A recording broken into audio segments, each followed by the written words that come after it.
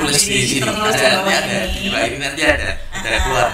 Bisa langsung diklik linknya. Pak Ferry atau Bu Erika sebagai APT Bu ya, analis perkarantinan tumbuhan, ada saran nggak sih buat perusahaan-perusahaan mungkin yang mau IKT atau IKT-nya udah mau habis masa aktifnya?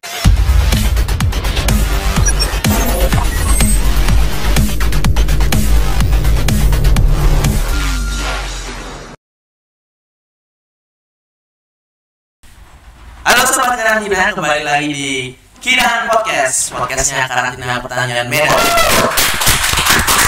Meriah sekali pagi ini. Mantap. Iya, hari ini aku ditemenin sama host yang sangat wow. Ya wow dong. Karena kita baru pertama kali perdana. Kak Teti.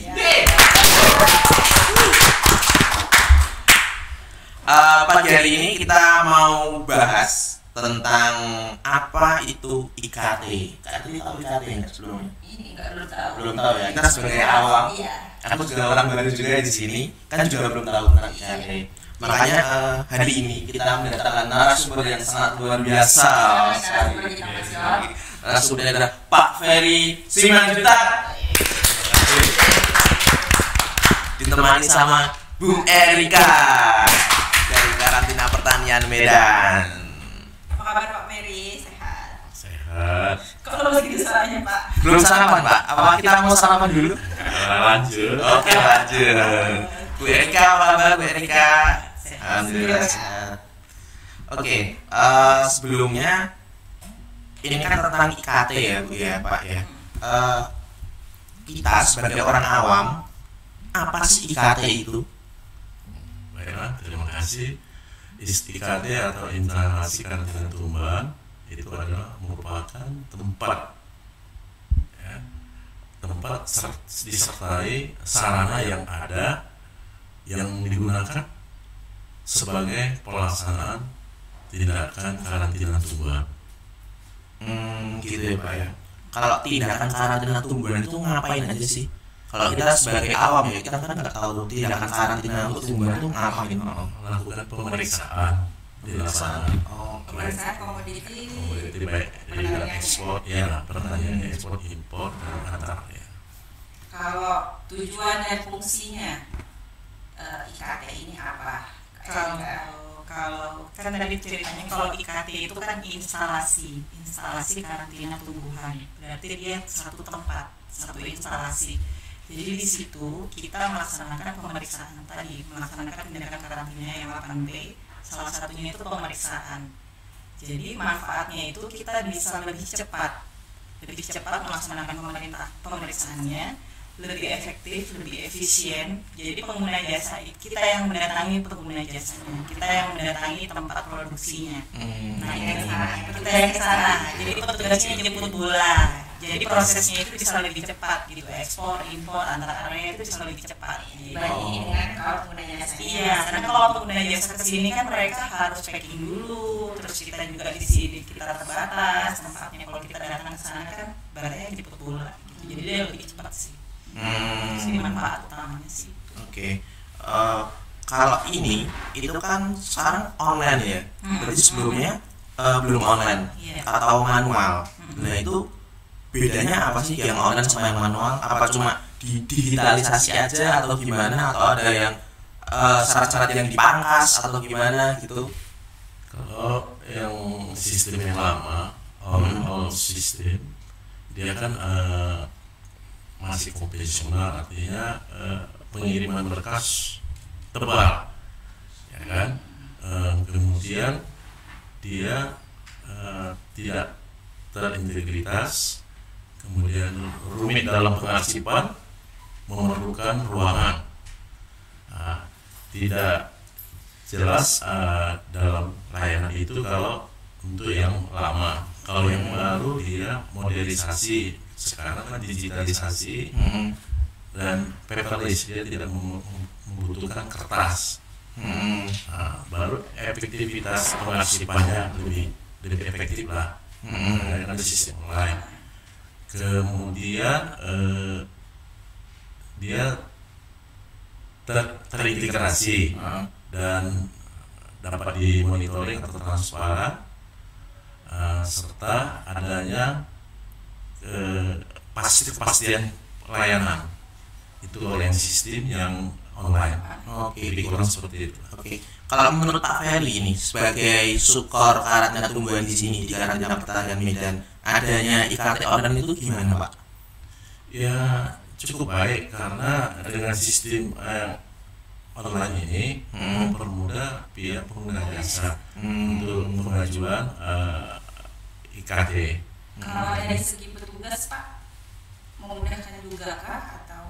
Ya memudahkan. Semua ya. Tadi kan disebutkan mempersingkat waktu atau efisiensi. Itu sebelumnya emang gimana Bu? Emang gimana? Lama sekali jangka waktunya? Ya, jadi kalau sebelumnya ya ibaratnya kalau zaman old gitu ya, itu kan disebut laporannya tuh setebal ini, akte perusahaannya di situ, SIM-nya di situ, semuanya gitu. Itu harus menunggu dikirim dari sini ke Jakarta. Dari Jakarta harus menunggu review lagi, kan? Jadi dia lebih lama. Belum lagi kalau di Jakarta dia bertumpuk-tumpuk sama dokumen lain. Jadi itu tidak termonitor gitu. Kita nggak tahu prosesnya, bolak-balik follow up, iya nggak selesai. Nah, kalau sekarang itu kita bisa pantau dari sini. Permohonan sudah masuk tanggal sekian, ya kan? Pengguna jasa sudah upload laporan di situ, sudah upload permohonan di situ, SIUP-nya sudah diupload, persyaratannya semuanya sudah diupload gitu. Jadi kita nge-reviewnya bisa enak gitu. Dan dia terpantau kan, tanggalnya jelas, tanggal sekian masuk, tanggal sekian dieksekusi. Gitu. Tanggal sekian sudah dibuat laporan. Petugas intinya nggak perlu kirim-kirim berkas. Iya, referensi. Jadi misalnya pengguna jasa petugas pun tadinya harus buat laporan setebal ini cukup buat laporan dia lebih ringkas karena dokumen pendukungnya dia sudah di dalam, sudah di by system. Gitu. Jadi kita juga lebih gampang follow up-nya Pak, permohonan tanggal sekian sudah masuk gitu, tolong di follow up. Nanti SK-nya pun dia lebih cepat gitu. Kalau selama ini kan memang di permentan itu sudah ada SLA-nya, cuman ya seringkali kayak gitu menunggu pengiriman dari sini ke sana aja by mail aja, by post aja udah berapa hari. Iya. Kalau yang mungkin daerahnya dekat mungkin agak cepat ya, tapi kalau kita ini kan posisinya ada di Medan. Iya, harus lagi. Iya benar ya. Apalagi mungkin ada di Indonesia bagian timur mungkin lebih lama lagi juga ya Bu ya. Jadi ini sangat membantu sih. Ini kalau itu kan mungkin belum banyak ya. SLA itu apa? Bisa dijelaskan nggak, Erika? SLA itu waktu prosesnya. Lebih cepat ya. Jadi misalnya dia kayak kita kan waktu layanan. Nah itu SLA itu waktu layanan. Jadi kalau di sini ditetapkan misalnya 3 hari gitu, itu bisa lebih tercapai dibandingkan kalau dia pakai zaman yang gitu. Berarti yang saya tangkap berarti kalau IKT online itu kita sebagai sebagai perantara aja Bu ya. Jadi yang semua upload dokumen itu dari pengguna jasa dari kita ya berarti ya. Oke. Jadi mereka yang upload karena kan semua persyaratan itu mereka yang punya. Jadi nanti petugas itu hanya mengupload laporan hasil penilaian lapangan mereka saja gitu. Dan untuk persyaratannya suatu perusahaan itu ditetapkan sebagai IKT apa aja? Biar bisa lolos seleksi. Iya IKT. Persyaratannya itu tadi administrasi. Tadi kan sudah dijelaskan akte pendirian perusahaan, TDP, NPWP, IMB, dan ada beberapa. Kemudian persyaratan teknis itu ada tempat dan sarana. Tempat itu bangunan, sarana itu misalnya akses jalan, fasilitas air, listrik dan lain-lain harus dilengkapi itu. Itu kalau untuk sarana prasarana itu harus yang seperti apa Pak? Misalkan mungkin bangunannya harus yang mewah atau yang sesuai standar. Kalau yang misalkan jawabannya sesuai standar, yang standarnya sesuai itu yang seperti apa sih yang ditetapkan dari undang-undang atau dari peraturan dari kitanya?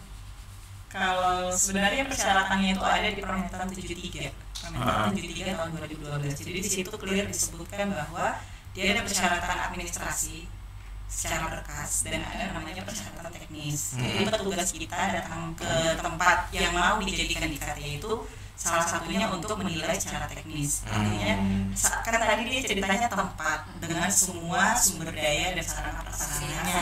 Ya, jadi salah satunya itu misalnya dia harus ada sumber air, karena ketika kita melaksanakan tindakan karantina, kalau dia ibaratnya tanda kutip kotor gitu kan, harus ada air. Ketika kita melaksanakan tindakan karantina untuk pemeriksaan, pencahayaannya harus cukup, berarti dia harus punya aliran listrik gitu, dia harus punya sumber daya listrik. Kemudian kalau instalasi karantina itu dia harus ada ruangan tersendiri untuk petugas karantina. Ya, berarti kan harus ada ruangan untuk pemeriksaan. Iya, untuk melaksanakan pemeriksaan secara administrasi maupun secara visual tadi. Gitu. Jadi misalnya dia harus ada bangunan. Ya bangunan gimana? Berarti kan minimal ya yang standarnya harus bangunan beton. Gitu. Kan nggak mungkin petugas karantina di bangunan tanda kutip yang kurang layak kan gitu. Yang memadai. Ya hal-hal begitulah. Dia harus ada akses jalan, harus ada areal yang terbuka, kemudian dia harus ada sekat yang jelas supaya, karena kan kita menghindari ada penularan OPTK. Jadi kalau nanti ada OPTK dia harus clear, harus ada batas yang jelas supaya tidak terjadi penularan. Jadi kalau ini udah tertular, ada yang misalnya gejalanya nggak bagus, itu bisa langsung dieksekusi tanpa harus menularkan ke yang lain. Jadi hal-hal teknis ini namanya persyaratan teknis ya. Jadi harus ada hal-hal teknis dan itu semuanya tertulis di Permentan 73. Oke gitu. Tadi kan ngomong tentang instalasi itu kan berarti harus ada badannya, harus ada, maksudnya itu harus berbentuk PT atau perorangan juga bisa kalau bisa mengajukan IKT itu. Sesuai apa tadi yang dijelaskan Permentan 73 tahun 2012, di situ dikatakan isinya itu tentang persyaratan dan tata cara penetapan instalasi karantina tumbuhan milik perorangan atau badan hukum. Jadi perorangan juga bisa. Ya. Perusahaan bisa. Yang penting syarat-syaratnya dipenuhi ya. Jadi itu bisa terlaksana. Iya. Di karantina Medan udah ada berapa perusahaan, Pak? 8 perusahaan. Ya. Itu komoditinya apa aja? Komoditinya ada kecamba kelapa sawit, tanaman hias, baru buah manggis. Kalau misalkan ya dalam prosesnya kembali lagi ya kita ya, dalam proses survei itu tadi dari pihak kita dari Badan Karantina Pertanian Medan, kita survei ke sana ternyata itu nggak memenuhi syarat atau nggak lolos uji atau enggak. Nah itu gimana? Itu harus nggak bisa ngirim ininya apa namanya produknya itu, atau harus diperbarui lagi atau gimana? Atau kita kasih waktu sampai sekian, misalnya 5 hari harus dilengkapi gitu. Ya, jadi IKT itu ketika dia mengajukan permohonan, kita akan melakukan penilaian. Ketika kita melakukan penilaian, ada hal-hal yang misalnya belum terpenuhi, kita boleh memberikan waktu kepada pemiliknya itu atau kepada PT-nya itu untuk melengkapi. Misalnya ini bangunannya masih kurang, kalau dia saluran airnya kurang terlalu jauh misalnya, itu boleh kita kasih waktu, ada jeda waktu sekian sampai nanti mereka memenuhi, kita buat laporan baru dikeluarkan SK-nya. Oke. Jadi nanti itu pun ketika dia keluar SK-nya, ada SK baru. Kalau dia baru itu masa berlakunya itu 1 tahun. Ketika dia baru mengajukan SK baru, 1 tahun. Kemudian kita perpanjang. Nah, ketika perpanjang itu masa berlaku selanjutnya itu 2 tahun. 2 tahun baru diperpanjang. Iya, dan selama per 2 tahun ini dia dilakukan monitoring dan evaluasi sekurang-kurangnya setiap 6 bulan. Jadi dia setiap 6 bulan kita datang ke sana, kita kita monet gitu. Gimana Mbak, masih layak nggak gitu, gimana masih ada yang kurang nggak, atau ada yang mau tambahan nggak, misalnya salah seperti itu sih gitu ya. Atau jadi kita tetap pantau surat izinnya ada yang nanti disuruh dia, kita cek juga itu administrasinya. Karena ada masa berlakunya. Iya. Kita imbau kalau kira-kira ini tolong diperpanjang. Itu gunanya tadi proyek tadi ya. per 6 bulan. Per 6 Iya, bulan. ini dilaksanakan 1 kali dalam 6 bulan. Iya. Gitu sih. Kalau untuk perorangan nih sulit nggak persyaratannya, atau untuk membuat IKT perorangan itu sulit nggak dibandingin dengan yang perusahaan? Enggak sih, persyaratannya kalau dia perusahaan ini kan dia pasti punya SIU, TDP, NPWP. Kalau dia pribadi, perorangan boleh dia pakai KTP, NPWP, ya kan. Kemudian IMB dia tetap, karena dia kan harus ada tempatnya, harus ada tempatnya. Kemudian dia harus membuat pernyataan kesanggupan namanya. Nah, tapi kalau dia perorangan itu semuanya harus sinkron satu nama. Iya, karena dia mengajukan secara pribadi. Itu jadi dia harus ada NPWP-nya, ininya, itunya harus sama. Ada di karena Kalau yang perorangan nggak ada sih. Dia rata-rata kalau IKT kita itu perusahaan semuanya. Kayak sumber-sumber benih kayak Lonsum, Sopin, PPKS. Nah, itu punya kita. Kalau untuk yang tanaman hias itu ada Kamora, ada Seretani, yang ekspor manggis itu ada Erga Buana. Jadi itu sih rata-rata nggak ada sih yang perusahaan. yang perorangan. Nggak ada yang perorangan, sorry.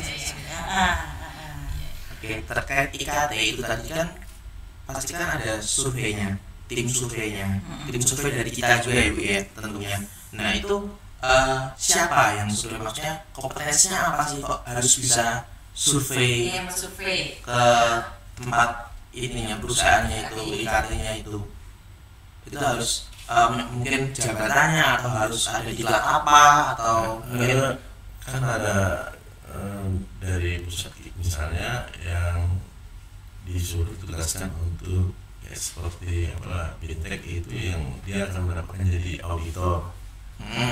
Mereka inilah nanti untuk ditugaskan pada saat ada perusahaan mengajukan IKT. Jadi orang ini yang menilai dan turun ke lapangan, dan itu kan ada surat dari pusat ditugaskan ke UPT memberikan penugas kepada petugas yang sudah auditor lah, sudah layak untuk jadi surveyor itu ya. Jadi nggak sembarangan petugas yang bisa ditugaskan gitu ya berarti ya. Oke. Terus untuk syarat antara perusahaan yang ekspor, impor sama untuk kirim yang antar area itu sama nggak sih syarat-syaratnya di IKT-nya itu? Tidak. Semuanya sama ya. Karena dia intinya dia secara instalasinya kan kita melaksanakan penilaian untuk instalasinya. Itu paling nanti dia ada salah satu persyaratan administrasinya itu ada namanya SMM, Sistem Manajemen Mutunya. Jadi dia kalau dia berbeda komoditasnya pasti dia akan mempunyai SMM yang berbeda. Artinya dia alur produksinya berbeda.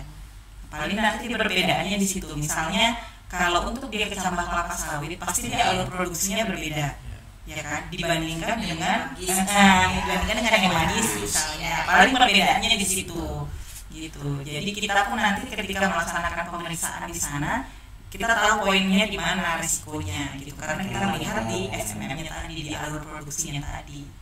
Oke. Bedanya di situ. Kalau secara persyaratan administrasi teknis itu semuanya sama, mengacu ke Permentan 73 tahun 2012.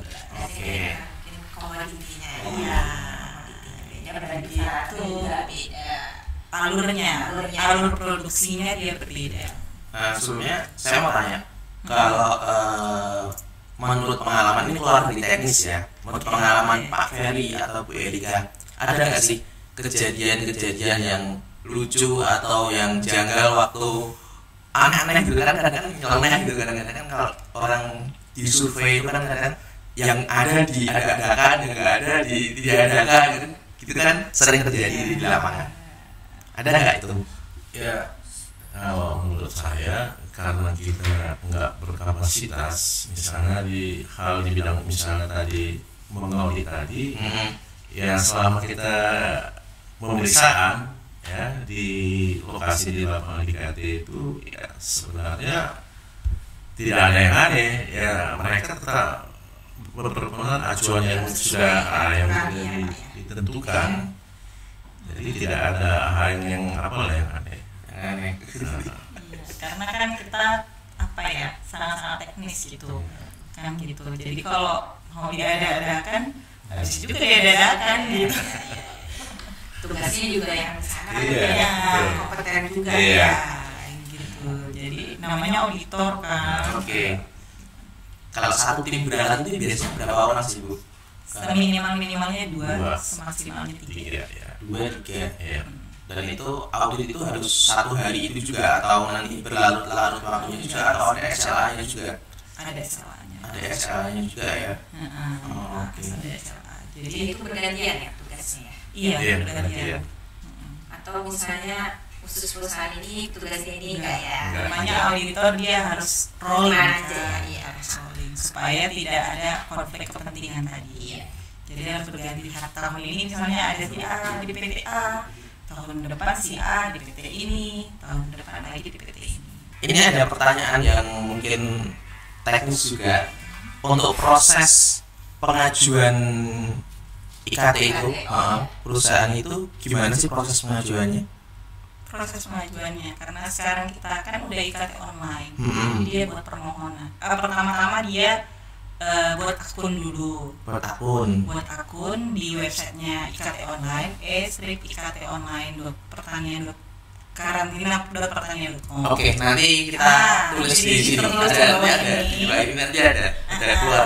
Bisa langsung diklik linknya. Iya, kemudian registrasi di situ, ajukan untuk 2 akun. Yang pertama itu untuk penanggung jawab IKT-nya, sama satu lagi untuk adminnya. Nanti akan mendapatkan username dan password, kemudian baru boleh upload dokumen. Ada 2 ya? Iya, dia harus ada 2, ada penanggung jawab dan ada adminnya. Jadi nanti ada username dan passwordnya. Nanti mereka bisa upload login pakai itu, kemudian bisa upload dokumennya. Nanti ketika upload dokumennya sudah berhasil, nanti kita verifikasi. Kalau dia administrasinya selesai, baru kita datang untuk penilaian. Gitu ya. Itu ada biayanya nggak?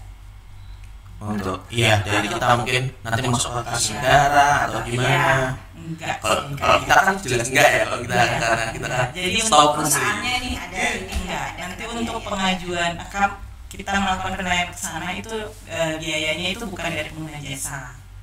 Bukan, tapi memang dari kas negara. Tapi untuk nanti kita melaksanakan pemeriksaan ke sana, misalnya udah jadi IKT nih, PPKS, terus dia mau lalu lintaskan ke cabang kelapa sawit misalnya. Nah, petugas kita kan datang ke sana. Nah, itu dibebankan biaya perjalanan yang nanti dibayarkan melalui PNBP di store kas negara. Gitu. Tapi untuk perusahaan yang akan kita survei itu nanti ada kayak priority-nya gitu nggak sih? Karena tadi kan kita ceritanya lebih cepat ya. Nah, itu tadi prioritasnya. Jadi kalau Anda sudah IKT, kami yang jemput bola ke Anda datang ke sini sudah ajukan PPK online, kami bisa langsung terbitkan sertifikat. Itu dia. Jadi ketika jadi pasti berbeda dong yang udah IKT sama yang enggak gitu. Jadi kan kita yang jemput bola, kita datang ke sana, baru mereka boleh packing segala macam, sertifikatnya udah jadi, mereka bisa langsung terbang. Gitu. Sama persyaratan permohonannya lengkap ya. Gitu. Itu yang harga mati di situ ya. Harus ada PPK online, harus ada misalnya tanaman dia harus ada segmentannya, itu pasti gitu. Cuman tidak lagi ibaratnya nanti lama gitu. Dari waktu ya. Iya, karena kan kita ngejar pesawat ya. Pesawat ya Bu yang mau dikejar ya. Jadi juga kan kalau kita mau penumpang priority dengan biasa kan beda bisnis kelas sama ekonomi beda. Di luar masuk siapa yang disuruh ya. Oke nih, kalau buat Pak Ferry atau Bu Erika sebagai APT Bu ya, analis perkara dengan tumbuhan, ada saran nggak sih buat perusahaan-perusahaan mungkin yang mau IKT atau IKT-nya udah mau habis masa aktifnya? Memang di dalam Permentan di 2000 memang ada di situ disampaikan sebelum masa habis berlakunya penetapan IKT pada suatu perusahaan itu 2 bulan sebelumnya mereka harus sudah mempersiapkan untuk pengajuan perpanjangan. Jadi harus disiapkan pihak dari pengguna jasa lah yang memiliki IKT. 2 bulan ya Pak ya? Ya, sebelum masa berakhirnya. Itu kalau mau habis. Ya. Kalau yang baru mau bikin IKT, ada sarannya nggak, Pak? Mungkin harus gini. Bu Erika mungkin? Enggak sih, gitu iya, yang penting kalau misalnya mau mengajukan ikutin Permentan 73. Dari intinya kita harus baca dulu ya. Iya. Permentan 73. Atau kalau mau tanya-tanya boleh datang ke BKM Medan. Oke. Clean Export. langsung ke Erika ya bisa ya. Iya, boleh ke saya, ke Pak Ferry, sama banyak teman-teman yang lain juga yang lebih berkompeten. Oke. Yang pastinya di sini kita akan melayani dengan sepenuh hati dan setulus hati. Dan dari biaya yang jelas tanpa biaya apapun Karena kita kan gratis. pelayan publik. Oke ya. Berapa jam lah itu 24 jam ya Mas? Iya kan pelayanan 24 jam ya Mas? 24 jam lah ya. Iya. Oke, jadi buat para perusahaan atau perorangan yang mau buat bikin IKT, itu kalau mau jadi prioritas itu daftar dulu di IKT online gitu. Dan harus sesuai dengan Permentan Harus sesuai, jadi harus dibaca dulu apa itu isinya dari Permentan nomor 73 tahun 2012 isinya apa, terus nanti dilengkapi syarat-syaratnya, lalu daftar lewat website lewat link website di bawah ini ya. Oke Mas ya. Oke, karena waktunya mungkin Nggak udah kerasa ya Mas ya? nggak kerasa, udah ngobrolnya udah sampai mana-mana, nanti mungkin Tinggal kopinya belum. oh iya. Oh iya, sebenarnya mohon maaf banget Pak, biasanya itu ada kopi ya. Biasa. Ini hari ini luar biasa. kayaknya Mas ya. Makanya kok kering-kering aja.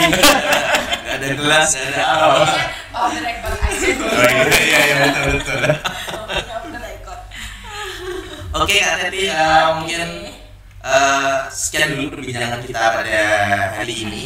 Kita mungkin nanti sambung lagi suatu saat nanti sama kesempatan sama Pak Ferry jadi narasumber kita lagi untuk bahas topik-topik yang lebih Beda lagi ya. hot, lebih Topik yang lain lagi. viral. Oke, sahabat Medan, podcastnya Karantina Pertanian Medan, cukup sekian dari kita. Kurang lebihnya kita mohon maaf. Wassalamualaikum warahmatullahi wabarakatuh.